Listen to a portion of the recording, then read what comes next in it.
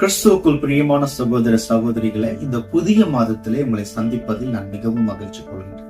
இந்த புதிய மாதத்திலே ஒரு வேத வசனத்தை நாம் தியானிக்க போகின்றோம். உபாகமம் 28வது அதிகாரம் 14வது வசனம். நான் வாசிக்கின்றேன்.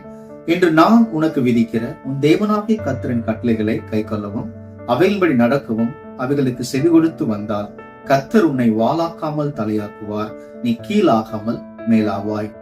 இங்கே வேத வசனம் சொல்கின்றது, கர்த்தருடைய கற்பனைகளுக்கு நாம் கை கொள்ளும் பொழுது கர்த்தர் நம்மை வாளாக்காமல் தலையாக்குவார்.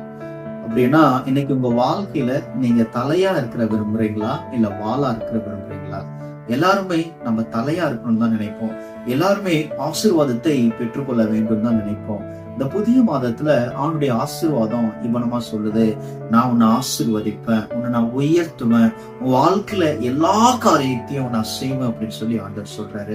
ஆனா ஆண்டவர் வைக்கிற ஒரே ஒரு விதி என்ன, ஒரே ஒரு கமாண்ட்மெண்ட் என்ன அப்படின்னு சொன்னா, என்னுடைய கற்பனைகளை நீ கைக்கொள் அப்படின்றாரு. ஆம், கற்பனைன்னு சொல்றப்ப வேதாகமத்தில் இருக்கக்கூடிய 10 கற்பனைகளை நாம் சொல்லலாம். வேதாகமத்தில் இருக்கக்கூடிய ஆண்டவருடைய வார்த்தைகளை நம்ம சொல்லலாம். அதன்படி நாம் கை கொள்ளும் பொழுது, அதன்படி நடக்கும் பொழுது ஆண்டவர் சொன்ன அந்த ஆசீர்வாதம் நம்ம வாழ்க்கையில வரும். நம்ம வாளா இருக்க மாட்டோம், தலையா இருப்போம். ஆண்டவர் நம்மளை உயர்த்துவாரு. அந்த ஆசீர்வாதத்தை பெற்றுக்கொள்ள நீங்க ஆயத்தமா இருக்கிறீங்களா? இந்த புதிய மாதத்துல கல்வி முடிச்சபோது செய்வோம்.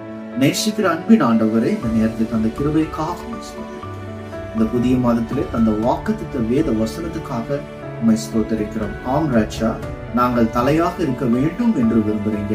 இந்த செய்தியை கேட்கிற அனைவரையும் நீ தலையாய் வைக்க வேண்டும் என்று விரும்புகிறீர்கள். உங்களுடைய கற்பனைகளை நாங்கள் கை கொண்டு அந்த ஆசீர்வாதத்தை பெற்றுக் இயேசுவின் நாமத்தினால் கேட்கிற எங்கள் பிதாவே, ஆமென். இந்த புதிய மாதத்துல கர்த்தர் உங்களை ஆசீர்வதித்து உங்களை பெருகு பண்ணுவாராக.